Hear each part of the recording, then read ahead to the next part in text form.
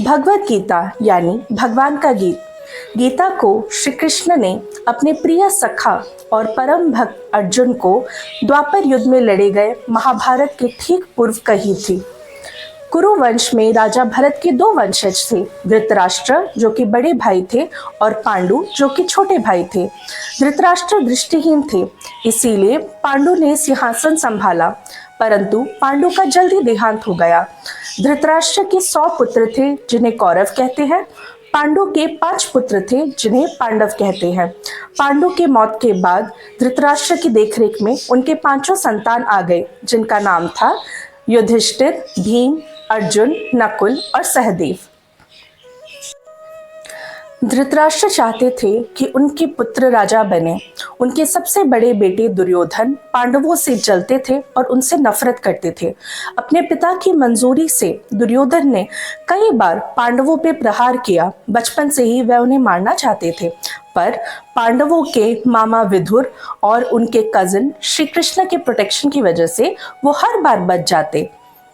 श्री कृष्णा, जिन्हें supreme godhead कहते हैं, वो पांडवों की मां कुंती के नेफ्यू यानी भतीजे भी थे। हर बार नाकामयाब होने के बाद दुर्योधन ने फाइनली पांडवों को पाशों के खेल के लिए चैलेंज किया। पाशों की वो बाजी पांडवों ने ऐसी हारी कि भरी सभा में धृतराष्ट्र के पुत्रों ने वस्त्र उतारनी चाही, समझ द्रौपदी को अबला नारी। पर द्रौपदी तो श्री कृष्णा की परम सखा और प्यारी भक्त भी थी। श्री कृष्णा ने उनकी लाज रखी। कहते हैं शकुनी मामा के पास जो पासे थे वो एक्चुअल में मैजिकल थे।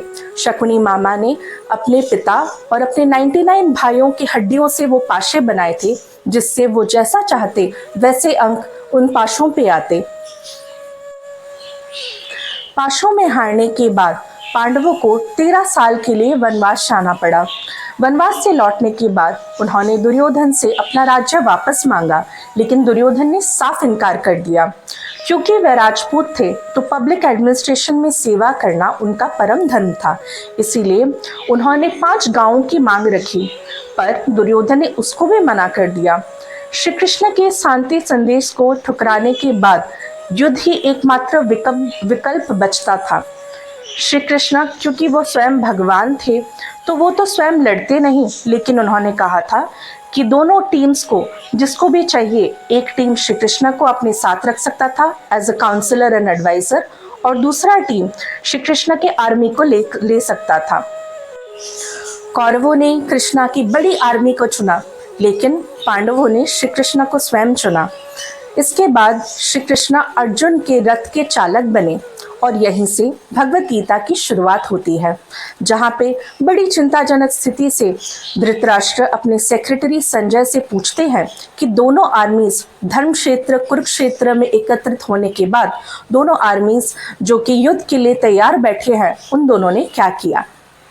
हरे कृष्णा।